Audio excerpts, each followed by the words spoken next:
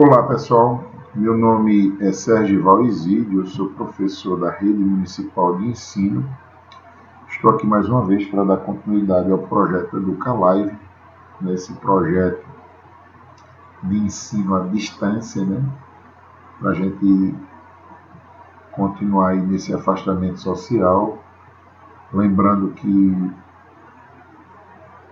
as pessoas precisam, nós precisamos, vocês, alunos, pais de vocês, evitarem as aglomerações, utilizarem ainda muito álcool em gel. Só lembrando para todo mundo que a gente ainda está sem a vacina, esse período de afastamento, o risco de morte é muito alto, o risco de contaminação também, muitos já se encontram aí nesse movimento, engajados nesse movimento político, que é perfeitamente aceitável, mas com muito cuidado. É preciso que cada candidato também tenha um mínimo de responsabilidade social para não estar expondo as pessoas a um risco de contaminação. No Brasil, a gente já consegue ultrapassar, lamentavelmente, a marca de 145 mil mortos, naquilo que um governante, um outro dia, aí, sem fazer nenhuma apologia política, falou em uma gripezinha. Já mataram ou já morreram mais de 145 mil pessoas. Então é preciso que as pessoas tenham cuidado e tenham consciência, evitem as aglomerações. E nós ainda permanecemos nesse momento de afastamento social sem as aulas consideradas presenciais. Então tenham muita atenção com relação a isso. Utilizem muito álcool em gel, muita atenção com relação ao contato nesses ambientes com as pessoas, para que vocês não se contaminem ou tragam o vírus para dentro de casa, que é muito perigoso, porque muitos de vocês, muitos de nós, temos parentes, eu diria assim, considerados do grupo de risco.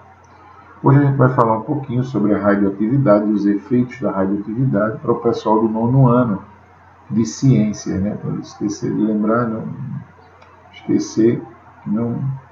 não podemos esquecer, cansaço do dia a dia já, de lembrar que eu sou professor de ciência. A gente está aqui para dar essa continuidade, esse trabalho que tem sido feito aí ao longo desses meses, dessas semanas que acabaram se sucedendo, tá bom? A gente vai falar um pouquinho sobre a radioatividade e seus efeitos. Na verdade, entender melhor que a radioatividade, na verdade, é um processo ou um fenômeno nuclear. E o que é um fenômeno nuclear? Uma ação, que resulta da liberação de energia de algumas substâncias químicas ou de alguns átomos, eu diria assim, que é provocado em decorrência de uma desintegração ou uma instabilidade de elementos químicos. Uma reação nuclear é diferente de uma reação química. Reação nuclear diferente de reação química. Ela sim acontece de elementos químicos, mas não é uma reação química. Em transformações nucleares, o núcleo do átomo sofre alterações. Já em reações químicas, ocorrem na eletrosfera do átomo. Desta forma, um átomo pode se transformar em outro átomo. Quando isso acontece, significa que ele é radioativo. Quando um átomo pode se transformar em outro átomo, então a gente chama ou a gente comenta ou fala que ele é radioativo. Existem os tipos de radioatividade. A radioatividade das partículas alfa, beta e das ondas gama são as mais comuns. O tipo de radiação determina o poder de penetração na matéria, que são, respectivamente, baixa, média e alta. Baixa, média e alta. Então, assim, o risco de contaminação obedece diretamente a essa classificação. Então, é preciso entender que nas emissões alfas são partículas pesadas de cargas positivas que possuem carga elétrica mais 2 e massa igual a 4. Então, essa emissão alfa, ou possui 2 prótons e 2 nêutrons, seu núcleo é comparado ao ao do elemento químico hélio, e por isso alguns autores também a chamam de hélion, né, porque ela consegue fazer essa transmissão, possui pequeno poder de penetração e por isso a sua radioatividade pode ser impedida por uma folha de papel.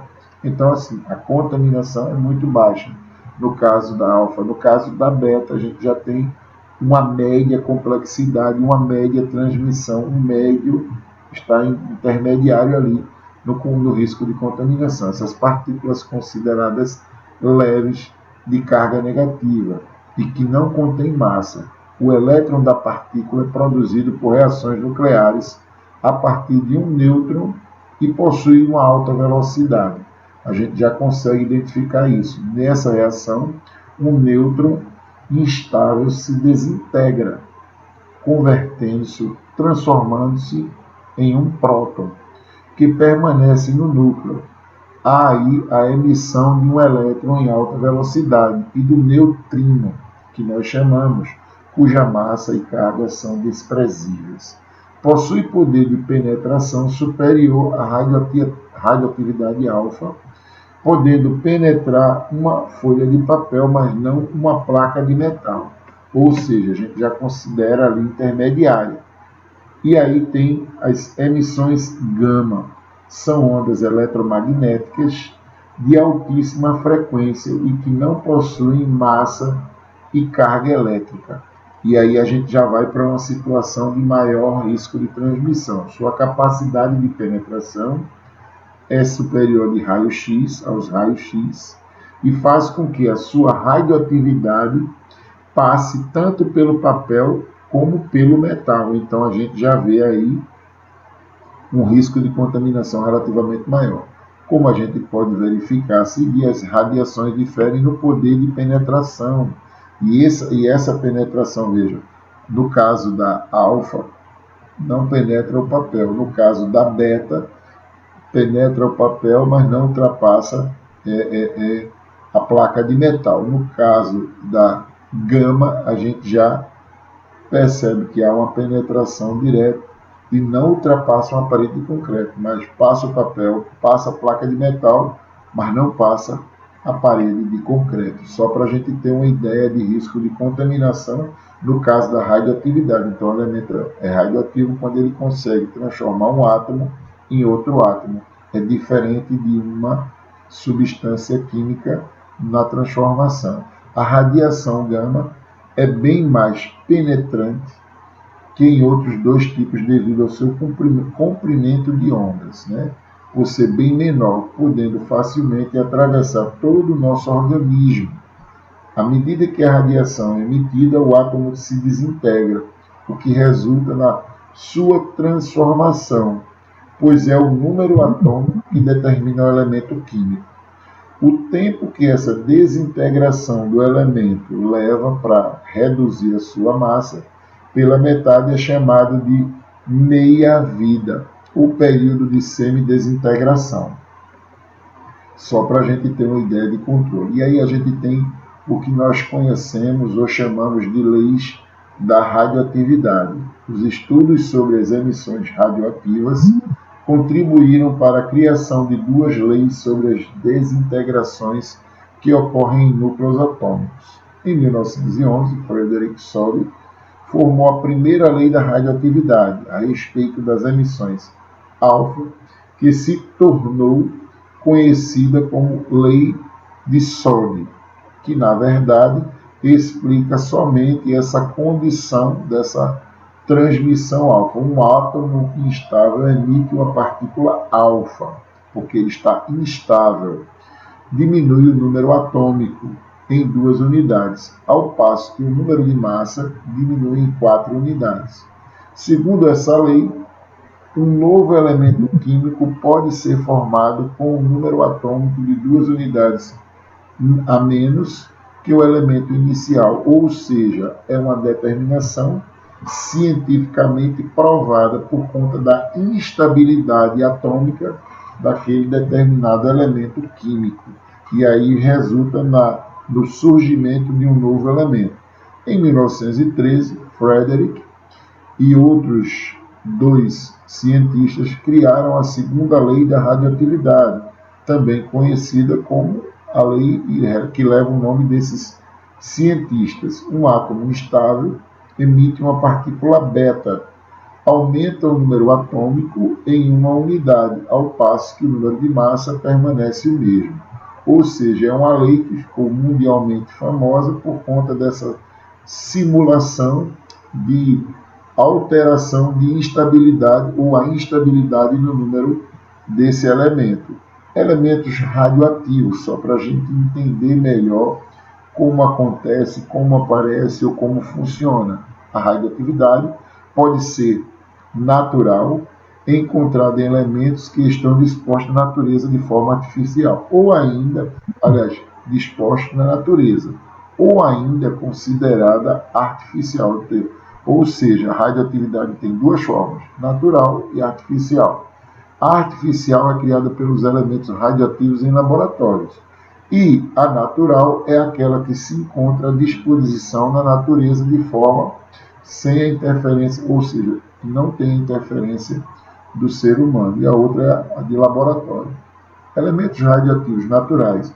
As famílias radioativas naturais são encontradas na natureza, onde os elementos radioativos são transformados por meio de desintegração até chegarem no elemento químico estável, por exemplo, o urânio, o actínio e o tório, só para a gente ter uma ideia, e aí algumas imagens de bombas atômicas, viu, gente? E consequências lamentáveis, tristes do ser humano quando elas são utilizadas. Esses elementos radioativos artificiais são obtidos artificialmente nas reações artificiais de transmutação, a qual produz um novo elemento químico radioativo, por exemplo, o iodo 131 e o fósforo 30. O decaimento radioativo. À medida que a radiação é emitida, o átomo se desintegra, o que resulta na sua transformação, pois o número atômico que determina o elemento químico acontece ou provoca esse decaimento. Gente, só para lembrar um detalhe interessante. Quando a gente fala em radioatividade, a gente se reporta às bombas atômicas, que particularmente os seus conhecedores ou os cientistas que descobriram essa condição não imaginavam que um dia naturalmente pudesse usar esse conhecimento para o mal, para ceifar tantas vidas ou para matar tantas pessoas. Mas, lamentavelmente, o ser humano orgulhoso, envolvido em guerras, acabou se achando no direito de utilizar conhecimento científico, físico, para tirar a vida de outro ser igual. Isso é o que a gente acaba lamentando. Mas a ciência, de uma forma geral, de uma forma mais atual, a gente vai perceber que acaba evoluindo para o bem também, não só para o mal. E nós utilizamos a radioatividade, por exemplo, na medicina nos dias de hoje para salvar vidas. Então é muito louvável. Lamentavelmente, em um momento da história humana, esses conhecimentos foram utilizados para fazer o mal por conta da utilização desses elementos dentro da própria física, dentro da própria química, propriamente dita. E a gente deixa aqui um protesto por conta disso. Mas os grandes cientistas, quando tentaram ajudar a humanidade, tentaram descobrir novos caminhos, eles não imaginavam que teria utilizado de uma forma tão equivocada. Então, assim, no decaimento radioativo há uma diminuição da atividade radioativa e o tempo que essa desintegração do elemento leva para reduzir a sua massa pela metade. E isso é chamado de meia-vida ou período de semidesintegração. Essa descoberta da radioatividade acabou por ajudar em 1896, ao investigar essa fosforescência natural das substâncias, também a ajudar muitas situações e descobertas e utilizações da época. E esse casal de descobridores, o casal Pierre e Marie Curie, dedicou-se ao estudo das emissões radioativas e constatou que essa era uma propriedade de determinados elementos químicos.